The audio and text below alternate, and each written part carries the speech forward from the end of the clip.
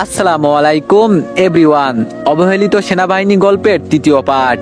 তো চলো বেশি কথা না কইয়া গল্প শুরু করা যাক। ম্যাম, আমি কান ধরে উঠবস করছি, তবুও স্যারকে ডাক দিবেন না? নিধি বলল, এই তো গুড বয়, এখন বস, আর বলবি কোনোদিন এভাবে আমার রুমে আসবো না। কি আর করার, বাধ্য হয়ে কান ধরে উঠবস করলাম। নিধির দিকে তাকিয়ে দেখি সাতচুন্নিটা তাচ্ছিল্যের হাসি দিচ্ছে। উঠবস শেষে ম্যামকে বললাম, ম্যাম, স্যার আপনাকে একা একা কোথাও যেতে মানা করেছে, গোয়েন্দা বিভাগ থেকে নাকি জরুরি সংকেত দিয়েছে। নিধি বলল, আচ্ছা ঠিক আছে, যাব না, তুই যা এবার আমার সামনে থেকে। আমি নিচে আসতেই রাফি বলল, কমান্ডার স্যার তোমাকে তার রুমে যেতে বলেছে। আমি বললাম, আচ্ছা যাচ্ছি। আমি কমান্ডার স্যারের রুমে গিয়ে স্যালুট দিতেই স্যার বলল, রাজ, আগামী সপ্তাহ থেকে প্র্যাকটিস চলবে। তুমি সাঁতার, শুট, দৌড়, প্যারাশুট সহ কয়েকটি প্রতিযোগিতায় অংশগ্রহণ করবে। তাছাড়া তোমাকে আরো 20 জনকে খেলাধুলায় বিষয়ে প্রশিক্ষণ দিতে হবে, সাঁতার আর শুট বিভাগে। আমরা চাই এই বছর আমাদের বেঙ্গল রেজিমেন্টের সেনাবাহিনীর অন্যান্য রেজিমেন্টের মাঝে শ্রেষ্ঠ হোক। আমি বললাম, জি স্যার, ইনশাল্লাহ। স্যার বলল, আচ্ছা এবার যাও। আমি স্যারের রুম থেকে বের হয়ে দাঁড়াতেই রাফি পিছন থেকে বলল, রাজ, একটা কথা বলি। আমি বললাম, হ্যাঁ বলো, কি বলবা? রাফি বলল, তুমি একটা মানুষ এত বিষয় এত এক্সপার্ট কিভাবে? যেমন লেখাপড়া তেমন প্রতিটা খেলাধুলা।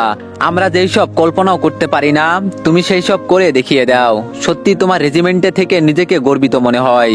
আমি বললাম, রাফি, এতে শুধু আমার পরিশ্রম, সব তো আমার মহান করুণাময় আল্লাহ তাআলার অনুগ্রহ, যিনি আসমান জমিনের সৃষ্টিকর্তা। রাফি বলল, আচ্ছা ধন্যবাদ। আমি বললাম, স্বাগতম তোমাকেও। কথা শেষ করে ঘাড় ঘোরাতেই মোটামুটি অবাক হলাম। মনে হচ্ছে রূপা নীল শাড়ি পরে ময়ূরাক্ষীর তীরে দাঁড়িয়ে আছে। তিশা বলল, আসসালামু আলাইকুম মিস্টার সিঙ্গার, কেমন আছেন? আমি বললাম, ওয়ালাইকুম আসসালাম ম্যাম, ভালো, আপনি কেমন আছেন? তিশা বলল, জি ভালো, কালকে সেই গানটার জন্য স্পেশালি আবারও থ্যাঙ্কস। আর হ্যাঁ, আরেকটা কথা, সত্যি নীল শাড়িতে আমাকে এতটা সুন্দর লাগে আপনি বলার আগে কখনো উপলব্ধি করতে পারিনি। আমি বললাম, সুন্দরের চোখে দেখলে সব সুন্দর, যার অন্তর যত পরিষ্কার তার দৃষ্টি তত সুন্দর। আর কিছু কিছু মেয়ে সৃষ্টিকর্তার প্রদত্ত কিছু মায়া নিয়ে আসে, যাদের নীল শাড়িতে মায়াবতী লাগে। আপনিও তার ব্যতিক্রম নয়। তিশা বলল, আচ্ছা, কাব্যিক ভাষা এত বুঝি না। নিধি কোথায়? তাকে ফোনে পাচ্ছি না, ফোন সুইচ অফ দেখাচ্ছে। আমি বললাম, ম্যাম উপরে আছে, আপনি বাসায় যান। তিশা বলল, আবার ম্যাম? আপনাকে না কতবার বলছি ম্যাম ডাকবেন না আমাকে। আমি তিশা, তারিণ্যও ডাকতে পারেন। আচ্ছা গেলাম, আবার আসবো। তিশা আমাদের সামনে থেকে চলে যেতেই রাফি বলল, রাজ, মেয়েটার মতিগতি ঠিক মনে হচ্ছে না, মনে হচ্ছে তোমার প্রেমে পড়েছে। আমি একটু হেসে বললাম, শোনেন, এই বয়সটাই এমন, এই বয়সটা হচ্ছে বসন্তকালের মতো। বসন্তকালে যেদিকেই তাকানো যায় সেদিকেই মন আকৃষ্ট হয়, তাই এই বয়সে এমন একটু একটু আবেগ জেগে উঠবেই। তিশা মনে মনে বলছে, মানুষটা এমন কেন, আর কিভাবে বুঝবে তাকে আমার ভালো লাগে?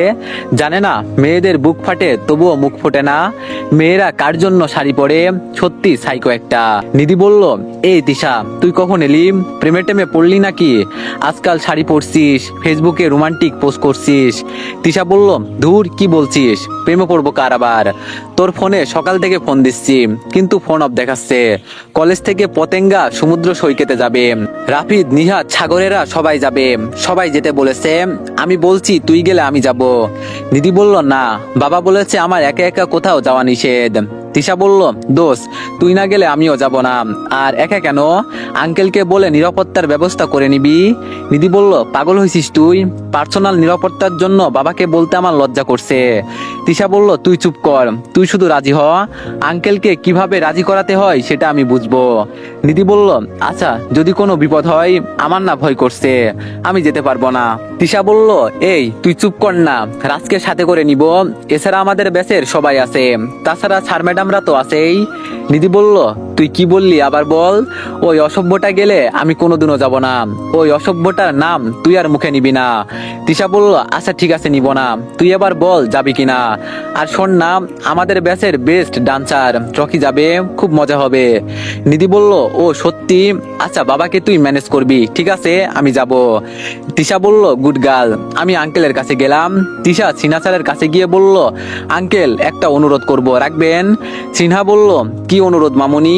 তুমি তো আমার নিধির মতোই, বলো কি বলবে। তিশা সমুদ্র সৈকতের কথা বলল, সাথে আজকে পার্সোনাল সিকিউরিটির কথা বললে জেনারেল সিনহা স্যার কিছু একটা ভেবে মুচকি হেসে বলল আচ্ছা।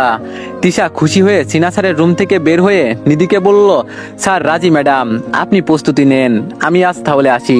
পরের দিন সকালবেলা রেডি হচ্ছি ডিউটির জন্য, এমন সময় ফোনটা বেজে উঠলো। ফোন রিসিভ করতেই ওপাশ থেকে তিশা বলল, পরশুদিন রেডি থেকো, তোমাকে নিয়ে সমুদ্র সৈকতে যাচ্ছি। আমি ডিউটির কথা বলে ফোনটা রেখে দিয়ে ভাবতে লাগলাম মেয়েটা আমাকে পাগল বানিয়ে ছাড়বে।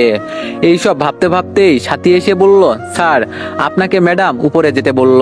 সাথী চলে যাওয়ার পর আমি উপরে যেতেই ম্যাম বলল, একটু ওয়াশরুমে আসো। আমি ওয়াশরুমে যেতেই বলল, দেখো এখানে আমার গলার চেনটা হারিয়ে ফেলছি, খুঁজে বের করে দাও।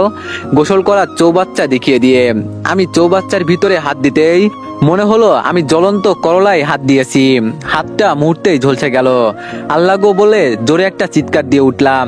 নিধি আমার চিৎকার শুনে শার্টের কলারটা ধরে একটানে আমাকে তার কাছে নিয়ে বলল, আহারে বাবুটার খুব লেগেছে তাই না, মুখটা একদম ফ্যাকাশে হয়ে গেছে, এবার বস কেমন লাগে, তুই যতটা কষ্ট পেয়েছিস তার সহস্র গুণ বেশি কষ্ট আমাকে কুড়ে কুড়ে খায়। আমার এখনো যখন আমার সেই রাতের কথা মনে হয়, যেই দিন তুই আমার সরলতার সুযোগে সব দেখে নিয়েছিস, নিজেকে কেটে ফেলতে ইচ্ছে করে। আমি আর কিছু বললাম না, হাতটা জ্বলতেছে, কোন রকম কষ্টে দাঁতে দাঁত চেপে নিচে নেমে পড়লাম।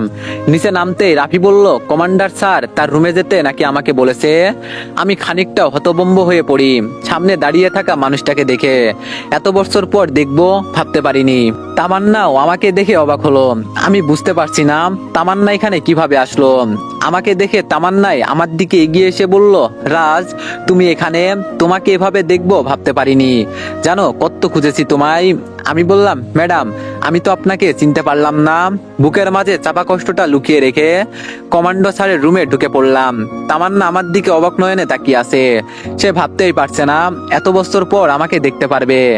এইদিকে রাফির কথা শুনে কমান্ডোর স্যারের রুমে গিয়ে দেখি যে স্যার একটা কাগজ হাতে নিয়ে বসে আছে। আমি স্যারের সামনে গিয়ে স্যালুট দিতেই স্যার বসতে বলল। যতই সময় গড়াচ্ছিল হাতের পুরানি ততই বাড়তে লাগলো। স্যার বলল, রাজ তোমার জন্য একটা খুশির খবর আছে, আর সেটা হচ্ছে সামনে রবিবার, তার মানে আজ থেকে সপ্তাহখানিক পর তুমি সামনে সেনা প্রতিযোগিতাকে সামনে রেখে অনির্বাণ পরিচালনা টিমের প্রধান হচ্ছ। তোমার প্রায় সব রকমের খেলাধুলার দক্ষতা এবং তোমার তীক্ষ্ণ বুদ্ধি, এছাড়া হেলিকপ্টার থেকে প্যারাশুট জাম্প আমাদের সকলকে মুগ্ধ করেছে। তোমার মূলত হেলিকপ্টার জাম্প নিয়ে সৈন্যদের সাথে কাজ করতে হবে। আমি আশা করি তুমি সফল হবে। আমি বললাম, ইনশাল্লাহ স্যার। স্যার বলল, আর হ্যাঁ শুনলাম 2 দিন নাকি সিনহা স্যারের পরিবারকে সিকিউরিটি দিচ্ছ, সাবধানে থেকো। আমি বললাম, ধন্যবাদ স্যার। আমি স্যারের রুম থেকে বের হতেই ফোনটা বেজে উঠলো। ফোনটা রিসিভ করতেই ওপাশ থেকে মা বলল, কেমন আছো বাজান? আমি বললাম, হ্যাঁ মা ভালো আছি, তুমি কেমন আছো? আর মহারানীটা কেমন আছে? মা বলল, বাজান আমি ভালো আছি, তোকে নিয়ে দুঃস্বপ্ন দেখেছি, তুই ভালো আছিস তো, সত্যি করে বল। আমি বললাম, হ্যাঁ মা আমি অনেক ভালো আছি, তুমি তোমার যত্ন নিবা, আর তুমি মেডিসিন ঠিক মতো নাও তো? মা বলল, হ্যাঁ বাবা নি। আর হ্যাঁ তোর মহারানী প্রতিদিন বলে, মা ভাইয়া কোন দিন আইবো, নে ধর তোর মহারানী স্কুল থেকে আসছে, তোর সাথে কথা বলবে। আশা বলল, হ্যালো আসসালামু আলাইকুম ভাইয়া। ভাইয়া তুমি কেমন আছো? আমি বললাম, এই তো মহারানী অনেক ভালো, আমার মহারানীটা কেমন আছে? আশা বলল, ভাইয়া আমিও ভালো আছি। জানো ভাইয়া আমাদের বিড়াল ছানাটা আছে না, ওইটা 4টা বাবু দিয়েছে, বাবুগুলো কি কিউট, অনেক সুন্দর। এই ভাইয়া এবারের ঈদে তুমি আসবা না? আমি বললাম, হ্যাঁ মহারানী ছুটির আবেদন করব, যদি ছুটি দেয় তবে আসতে পারবো। আশা বলল, আমি জানি না কিছু, ঈদের এখনো 2 মাসের বেশি বাকি, তুমি আসবা এটাই জানি, নয়তো তোমার স্যারকে আমার ফোন দিবে, আচ্ছা করে বকা দিব। আমি একটু হেসে বললাম, জো হুকুম মহারানী, এখন রাখি, ডিউটিতে আসি। আশা বলল, এই ভাইয়া ফোন রেখো না, শোনো এবারের ঈদে আমার কিন্তু কোনো জামা চাই না, এবারের ঈদে তুমি আসবা এটাই জানি, নয়তো আমি কিছুই করব না, আর কোনোদিন তোমার সাথে কথা বলবো না, মনে রেখো। আমি বললাম, আচ্ছা মহারানী এবার তাহলে রাখি, ডিউটি আছে যে, আমার লক্ষ্মী মহারানী, বলে ফোনটা কেটে দিলাম। দেখতে দেখতে রাত হয়ে গেল। রাতে ডিউটি শেষ করার আগে কল আসলো হেডকোয়ার্টার থেকে। কাল আমাকে সিনহা স্যারের মেয়ে নিধির সাথে কক্সবাজারে 2 দিনের ট্যুরে যেতে হবে। আমি স্যারকে সম্মতি দিয়ে ফোনটা রেখে দিতেই রাতে খাবার খেতে চলে গেলাম। রাত প্রায় 12টা ছুঁই ছুঁই, এমন সময় তিশার ফোনটা রিসিভ করতেই তিশা বলল, কি আপনি এখনো ঘুমাননি? কি করেন এখনো? আমি বললাম, এই তো শুয়ে আছি। আপনি হঠাৎ এত রাতে ফোন দিলেন? তিশা বলল, কেন, এত রাতে ফোন দেওয়া যাবে না? আচ্ছা বলেন তো, কাল কি ড্রেস পরে যাব? আমি না চুজ করতে পারছি না, তাই আপনাকে ফোন দিলাম। ব্যাগ গুছাচ্ছি, বুঝতেই তো পারছেন 3 দিনের ট্যুর। আমি বললাম, কি বলছেন এইসব? 3 দিনের মানে? আমি তো জানি 2 দিনের। তিশা একটু হেসে বলল, ওটা আমি মিথ্যা বলেছি। যাই হোক, আপনি আমাকে বলেন কি কি ড্রেস নিয়ে যাব। আর হ্যাঁ, আপনিও আপনার ব্যাগ গুছান। যদি সেখান থেকে না ফিরি, তাহলে জানো ছোটখাটো একটা সংসার পাততে পারি। আমি বললাম, মজা অফ করেন প্লিজ, অনেক রাত হয়েছে, ঘুমান। আর হ্যাঁ, ফর্মাল ড্রেস নিয়ে যান, যেগুলোতে আপনি কমফোর্ট ফিল করেন। আর সমুদ্রে সাঁতার কাটার জন্য অবশ্যই জিন্স নিয়ে যাইয়েন, শাড়িতে আবার প্যাচ লাগবে। তিশা বলল, আচ্ছা, তবে বাসা থেকে বের হওয়ার সময় আপনার পছন্দের কালার নীল রঙা শাড়ি পরে যেতে চাই। কালো পাড়ের নীল রঙা 2টি তাঁতের শাড়ি অনলাইনে অর্ডার করেছি, যদিও আমি করিনি, দিদি করেছিল, দেখে অনেক ভালো লাগছে, তাই ভাবছি ওটা পরবো। আমি বললাম, আচ্ছা ঠিক আছে, এখন ঘুমাতে দেন, কাল সকালে আবার উঠতে হবে। তিশা বলল, এই থামেন, শোনেন না, আপনার কি নীল পাঞ্জাবি আছে? আমি বললাম, হ্যাঁ আছে, তো কেন? তিশা বলল, আপনি কাল সকালে নীল পাঞ্জাবি পরে রওনা দিবেন, ঠিক আছে? মনে থাকবে তো? আর হ্যাঁ, নীল পাঞ্জাবি না পরলে আপনার খবর আছে। আমি ফোনটা কেটে দিয়ে ফেসবুকে একটু ঢুকে দেখলাম নীলসে মেঘ আইডি থেকে অনেকগুলো মেসেজগুলো অনিচ্ছা সত্ত্বেও সিন হয়ে গেল। মেয়েটা এখনো অনলাইনে অ্যাক্টিভ। মেসেজ সিন হতেই আবার মেসেজ আসলো, প্লিজ আমার সাথে কথা বলেন, আপনার নামটা একটু বলবেন, প্লিজ বলেন নাম। যতই সময় যাচ্ছে মেয়েটার মেসেজ ইনবক্স ভারী হয়ে যাচ্ছে। আমি আর মেয়েটার মেসেজের কোনো রিপ্লাই না দিয়ে অফলাইন হয়ে গেলাম। যদিও ফেসবুকে আসলে কখনো মেসেঞ্জারে আসা হয় না, আজ ভুল করে এসে পড়েছি। ফোনটা সুইচ অফ করে ঘুমিয়ে গেলাম। ফজরের আজান কানে লাগতেই ঘুম থেকে উঠে নামাজে চলে গেলাম। আরেকটা দিনের নবসূচনা হলো। নামাজ শেষ করে রুমে এসে ব্যাগ গুছাতে লাগলাম। নীল পাঞ্জাবিটার দিকে চোখ যেতেই তিশার কথা মনে পড়লো। ব্যাগ গুছিয়ে বসে আছি, হাতের দিকে তাকিয়ে দেখি কয়েকটা জায়গায় ফুসকা পড়ে আছে। মনে মনে মুচকি হাসি দিয়ে বাইরের দিকে তাকালাম। বাইরে নতুন সৈনিকেরা দৌড়াচ্ছে, কেউ বা প্যারেড করছে। জীবন কত বিচিত্র। সকাল 9টায় কমান্ডো স্যারের ডাক পড়লো। কমান্ডো স্যারের রুমে যেতেই স্যার একটা রিভলভার হাতে দিয়ে বলল, এটা সবসময় নিজের সাথে রাখবে। আর হ্যাঁ, এছাড়া স্যারের মেয়েকে প্রোটেক্ট দেওয়ার জন্য তোমাকে কক্সবাজার জেলা পুলিশ সর্বোচ্চ সহযোগিতা করবে। যদি কোনো অপ্রীতিকর ঘটনা দেখো, তুমি জেলা পরিষদের পুলিশের সাথে যোগাযোগ করবে। আমি বললাম, ইয়েস স্যার, আমি আমার সবটা দিয়ে চেষ্টা করব। কমান্ডর স্যার বলল, আচ্ছা যাও, টেক কেয়ার। আমি স্যারের রুম থেকে বের হতেই ফোনটা বেজে উঠলো। ফোন রিসিভ করতেই তিশা বলল, এই আপনি কোথায়? নিধিকে নিয়ে বের হন, আমরা সবাই অপেক্ষা করছি। আর হ্যাঁ, অবশ্যই নীল পাঞ্জাবি পরে আসবেন। আমি বললাম, আচ্ছা ঠিক আছে, আমি নিধি ম্যামকে নিয়ে বের হচ্ছি। ফোনটা রেখে দিয়ে সিনহা স্যারের বাসায় গিয়ে কাজের মেয়েটাকে বললাম, এই যে আপু, নিধি ম্যাম কি রেডি হয়েছে? রেডি না হলে একটু তাড়াতাড়ি রেডি হতে বলবেন, সবাই অপেক্ষা করছে। কাজের মেয়েটা বলল, জি স্যার, আমি যাচ্ছি। স্যার, আরেকটা কথা, আপনাকে নীল পাঞ্জাবিতে অনেক সুন্দর লাগছে। কথাটা বলে কাজের মেয়েটা চলে গেল। আমি সোফাতে বসে আছি। কিছুক্ষণ পর স্যার আমার কাছে এসে বলল, রাজ, আমার মেয়েটাকে দেখে রেখো, অনেক দুষ্টামি করে ও, আমাকে ছাড়া কোথাও যায়নি, এইবারই প্রথম কোথাও যাচ্ছে। মা মরা মেয়ে, তুমি সর্বক্ষণ ওর খেয়াল রাখবে। স্যার কথা শেষ করতে না করতেই দেখি রুম থেকে একটা নীলপরি বের হচ্ছে। মনে হচ্ছে সৃষ্টিকর্তা সব সৌন্দর্য নিধির উপরে বর্ষার বৃষ্টির মতো ঢেলে দিয়েছে, চোখ ফেরাতে পারছি না। নিধি আমাদের সামনে এসেই তার বাবাকে বলল, বাবা, তুমি নিজের যত্ন নিবা, আর একদম চিন্তা করবে না, আমি গেলাম। আমাদের দুজনের লাগেজ নিয়ে কলেজ গেটে চলে গেলাম। নিধি বারবার আর চোখে তাকাচ্ছে, আমি এক মনে ফোন টিপছি।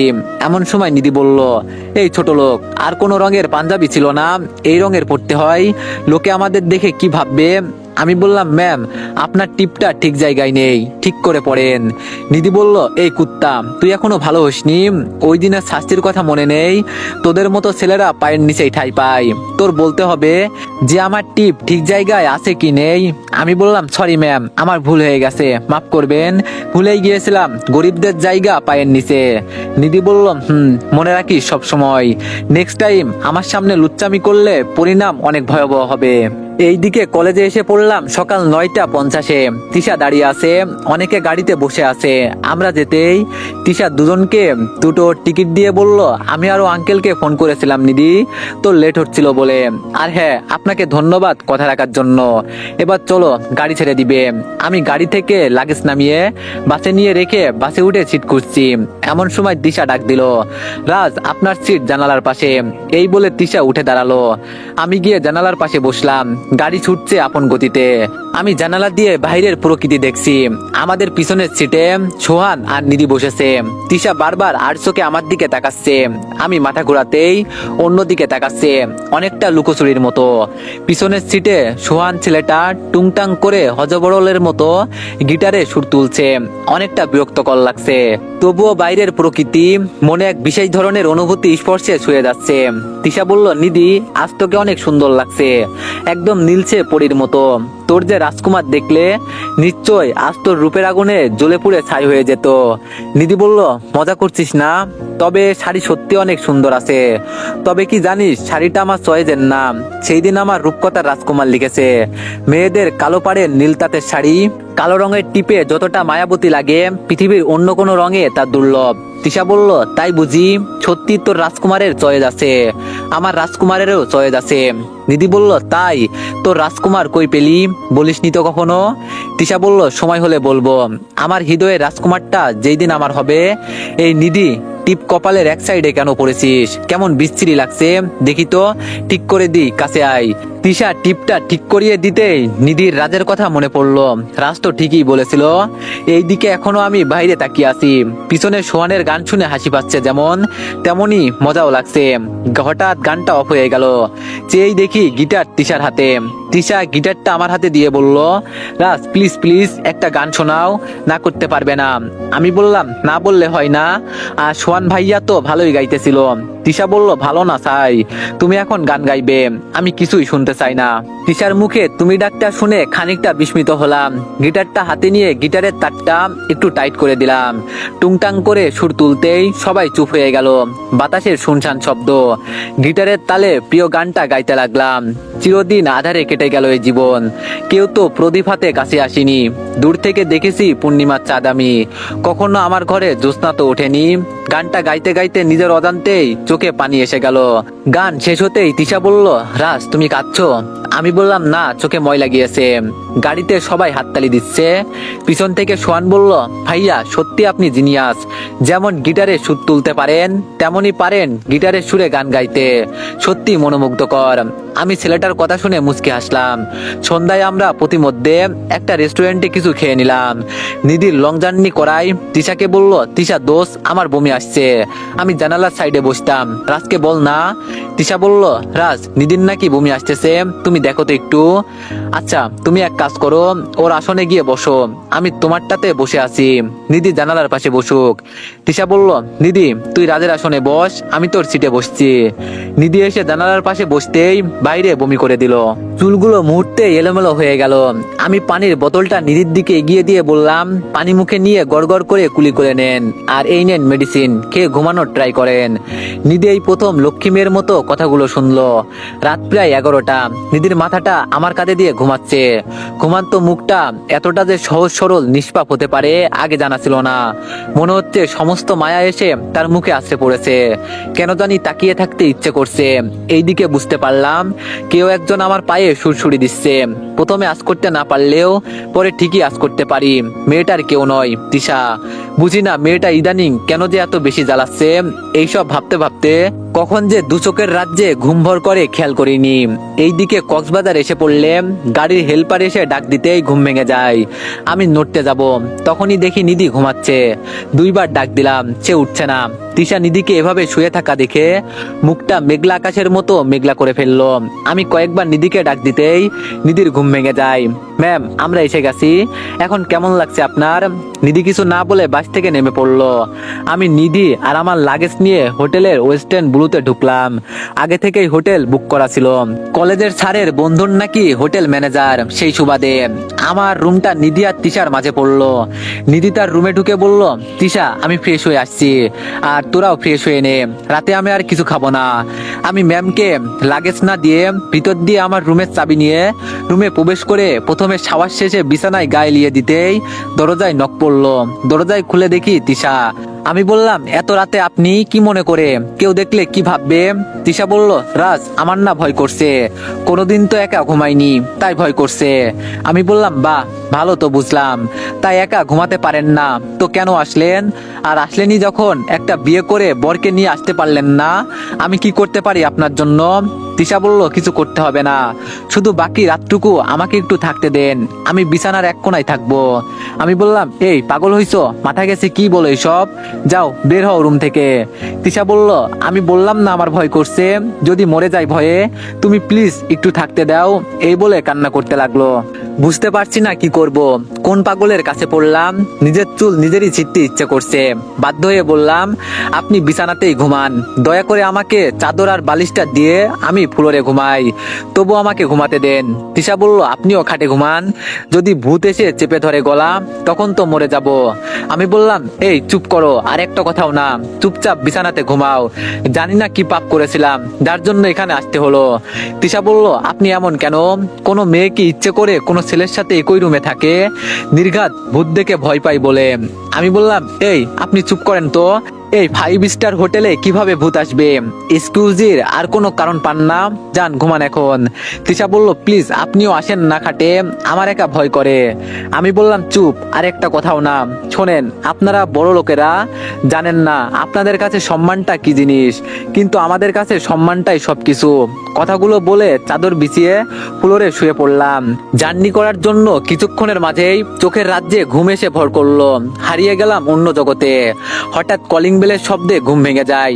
আমি উঠতে যাব, ঠিক এমন সময় দেখি উঠতে পারছি না, চেয়েই দেখি তিশা আমাকে জড়িয়ে ধরে শুয়ে আছে। কি করব কিছুই বুঝতে পারছি না। ঘড়ির দিকে তাকিয়ে দেখি রাত 3টা 25 বাজে। এত রাতে হোটেল কর্তৃপক্ষের তো ডাকার কথা না, নাকি কোনো সমস্যা হয়েছে? আমি নিজেকে তিশার কাছ থেকে ছাড়িয়ে নিয়ে কয়েকবার তিশাকে ডাক দিলাম, তিশা কোনো কথা বলছে না, তাই বাধ্য হয়ে রুমের দরজা খুলেই নিধিকে দেখে আরেকবার চমকে গেলাম। তো এভরিওয়ান, নেক্সট পার্টের জন্য সবাই একটু বেশি বেশি লাইক আর একটা করে কমেন্ট করে দিয়েন। ধন্যবাদ।